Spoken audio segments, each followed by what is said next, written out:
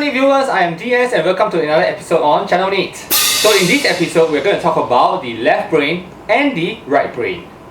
So this episode is actually a requested episode from one of our viewers. So if you do have a topic that you want us to cover as well, do comment below or you can email us directly. So many viewers might be aware that our brain can be split into the left hemisphere and the right hemisphere. You might also know that the left hemisphere and the right hemisphere of our brain might be specialized in different functions. So we will take this episode to go through the left brain and the right brain. By making participants perform different tasks and observing which parts of their brain actually light up while performing this task, scientists have been able to deduce the functions of each part of the brain. So scientists now know that the left hemisphere, or what you may call the left brain, may be involved in linguistic functions, so it is very strong in language. Give me another word and explain to me what is the meaning of syntax. So what other functions may the left side of your brain be better in? So the left side of your brain is good in logical deduction, mathematics,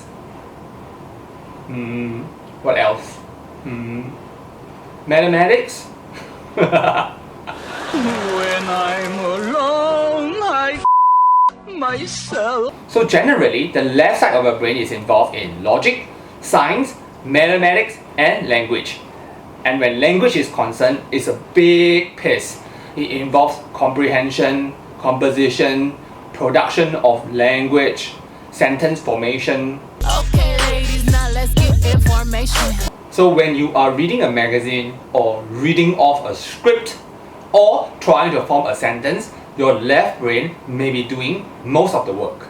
The left brain also controls the entire right side of the body except your right nostril. So what this means is that if I raise my right hand, my left brain is actually doing this work. Now, what is your right brain responsible or good at? So the right brain is responsible for many skills. We will talk about this one by one. So first of all, the right brain is responsible for spatial skills. So much of your spatial ability is controlled by your right brain. What is spatial ability? Spatial ability is the ability to navigate through space. So presume you are driving and trying to plan out a route, your right brain is doing this work. So spatial skills is also involved in some puzzles like Rubik cubes. And I know some people are really very weak in this, including myself. Okay, and spatial skills is also very important when it comes to sports. Generally, men may seem to be better in spatial skills. That's why they say that men are right brain and females are left brain. However, this is not true. I think probably the saying that females are bad drivers also came from this observation that females tend to be left brain instead of right brain. However, it is definitely not true that females have bad spatial skills because there are a lot of women who are good in sports and good at driving. The second thing that your right brain is responsible for is emotions. So the right brain is very good at interpreting emotions. We will continue to talk about this in our next episode. The third thing that our right brain is good for is intuition. The fourth thing that your right brain is good for is creativity. Some people may tell you that people who are right-brainers tend to be very imaginative and creative. And most of the time, right-brainers are also very creative and imaginative. That is why a lot of people who prefer to use the right brain tend to become sportsmen or musicians or artists. Of course, the right brain will also be responsible for the left side of your body, except your left nostril.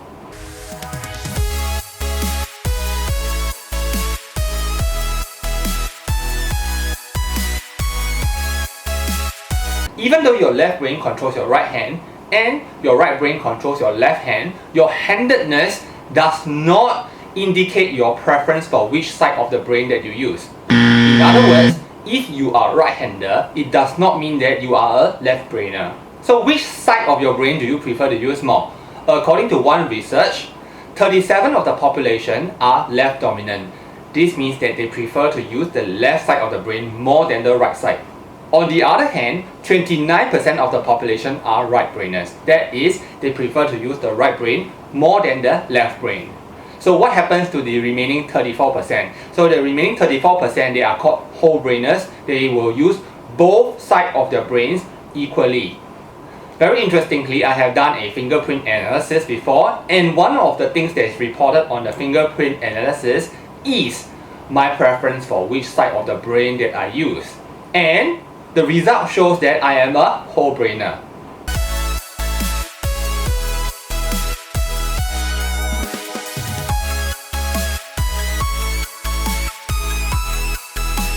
As you can see from the numbers on my report, I use my left and the right brain almost to a 50-50 ratio.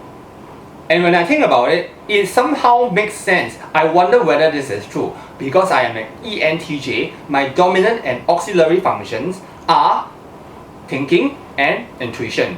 So thinking sits on the left side and intuition sits on the right side of the brain. So as an ENTJ, I prefer to use both sides of my brain to make decisions. So it is no wonder that my ratio of allocation of my resources would be 50-50. So I would believe that all the rationals, that is, any individual that uses both intuition and thinking as their first and second function, also to display this 50-50 split. Is this true for you? Of course, if you want to know whether you are a left-brainer or right-brainer, there are a lot of online tests that may allow you to do so, to find out which hemisphere you actually prefer to use. However, as a very quick test, I have something for you. Imagine yourself going into a classroom for the first time. Which side of the class do you tend to sit? If you happen to choose consistently to want to sit on the left, then you are a left-brainer. If you choose to sit on the right, then you prefer to use the right side of the brain. Of course, this test is just a very quick guide for you to know which side of the brain you prefer to use more of, especially when it comes to learning. And this quick assessment does not distinguish between the whole brainer. It just distinguishes between the left brainer and the right brainer. We will be producing and releasing a lot more such videos, and if you have not subscribed, do consider subscribing so that we can continue to add value to you. Okay, I'm going to sign off now and I'll see you in my next episode. Goodbye!